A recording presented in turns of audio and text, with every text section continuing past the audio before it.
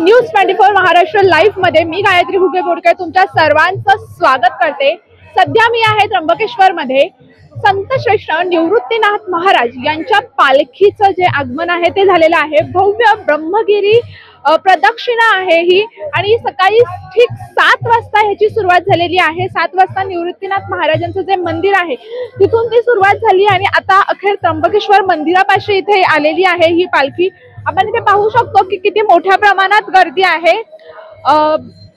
भाविक देखील मनसोक्त होऊन टाळ मृदुंगामध्ये मनसोक्त असे झालेले आहेत। तुम्ही इथे पाहू शकता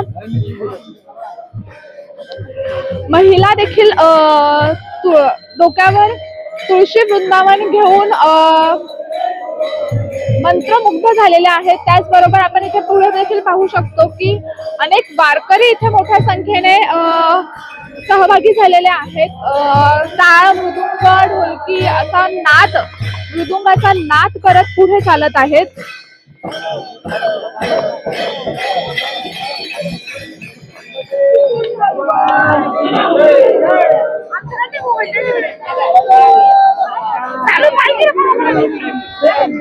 इथे पालखी देखील आता पुढे हळूहळू प्रस्थान करत आहे। तुम्ही इथे पाहू शकता की पालखी देखील हळूहळू पुढे प्रस्थान करत आहे आणि त्याच पद्धतीने भाविक देखील हळूहळू जॉईन होत आहेत या संपूर्ण पालखी सोहळ्याला।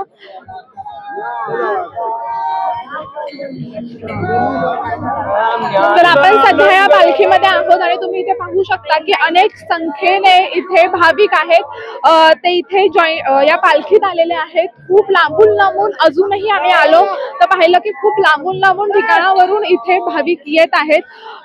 तर आता आपण काही काय सांगाल तुम्ही आज पालखी इथे दरवर्षीच्या नियमाप्रमाणे पालखी प्रत्येक आश्विन वद्य एकादशीला ही पालखी ब्रह्मगिरी प्रदक्षिणासाठी जात आहे। नक्कीच आपण आणखीन काही भाविकांशी देखील संवाद साधण्याचा प्रयत्न करू।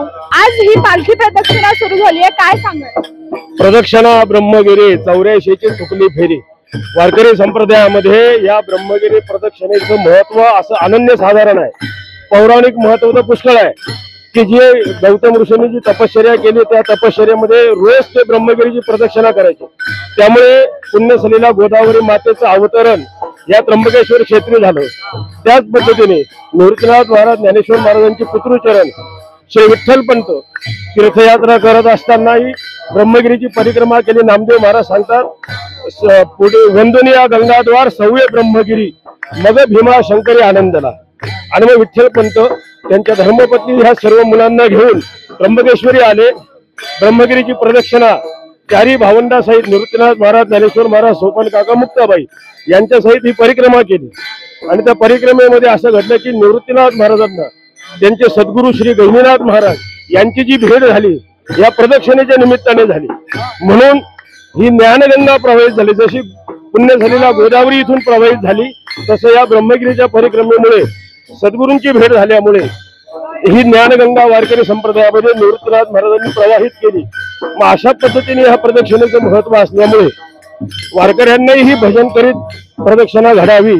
त्यातही आता दिवाळीचा आरंभ होत आहे तर दिवाळीच्या आरंभाने एक ब्रह्मगिरीची परिक्रमा निवृत्तीनाथांचं अनुष्ठान जर आपण केलं तर सर्वांची दिवाळी अतिशय गोड अशा पद्धतीने ज्यांच्या अंतःकरणामध्ये भक्तीचा उदय होईल, ज्ञानगंगा प्रवाहित व्हावी म्हणून निवृत्तीनाथ महाराज वारकरी भजनी मंडळ, निवृत्तीनाथ महाराज समाधी संस्था, सर्व निवृत्तीनाथ महाराजांचे वारकरी यांच्या सर्वांच्या सहकार्याने हे प्रदक्षिणेचा उपक्रम, आता हल्ली याला फेरी म्हणतात पण ही फेरी नाही आहे, ही प्रदक्षिणा आहे।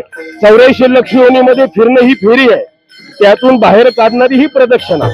नामा म्हणे प्रदक्षिणा, नामा म्हणे फेरी नाही, प्रदक्षिणा। म्हणून ही प्रदक्षिणा घडावी म्हणून हा उपक्रम या वर्षीचं हे 14वं वर्ष आहे। या निमित्ताने सर्व वारकरी आले, हे अनुष्ठान घडावं आणि सर्व भाविक वारकऱ्यांना दिवाळीच्या हार्दिक शुभेच्छा। रामकृष्ण हरी। नक्कीच जर मी पाहिलं तर मोठ्या संख्येने हळूहळू वारकरी इथे सहभागी होतात, तर काय सांगाल? आता एवढे जे वारकरी आहेत यांची फराळाची व्यवस्था करावी लागते। पुढे नमस्काराचं मंदिर आहे, गौतम ऋषींचं आपण पर्वत उतरल्यावर तर सर्व वारकऱ्यांची फराळाची आज एकादशी असल्यामुळे सर्वांची फराळाची पाण्याची व्यवस्था सर्व भाविकांच्या सहकार्याने करण्यात येत आहे। आपण इथे पाहिलं तर मोठ्या संख्येने इथे भाविक जमा झालेले आहेत. काय सांगाल, मोठ्या संख्येने वारकरी आज इथे जमा झालेले आहेत आणि ठीक 7 वाजता प्रदक्षिणेला सुरुवात झाली. रामकृष्ण हरी. संत निवृत्तीनाथ महाराज समाधी संस्थान आणि आपले संस्थानचे वंश परंपरागत पुजारी कुटुंबीय यांनी सुरू केलेली ही ब्रह्मगिरी प्रदक्षिणा फेरी ही वारकऱ्यांसाठी अलौकिक सोहळा आहे. कारण जसे आषाढी वारी असते, पौष वारी असते, उटी वारी असते, नाशिक जिल्ह्यातल्या वारकऱ्यांना हा सोहळा फार अलौकिक असा आहे. त्याचप्रमाणे हा जो आता सुरू केलेला ब्रह्मगिरी प्रदक्षिणा हा एक मोठ्या प्रमाणात सोहळा होत चाललेला आहे. या आपल्या या पालखी सोहळ्यासाठी जवळजवळ 15,000 वारकरी आता सहभागी झालेले आहे. पुढे वाढत 51,000 वारकरी आहे. या वारकऱ्यांसाठी पूजा आपल्या जिल्ह्यातील वारकऱ्यांतर्फे नाश्त्याची वगैरे सुविधा केलेली आहे.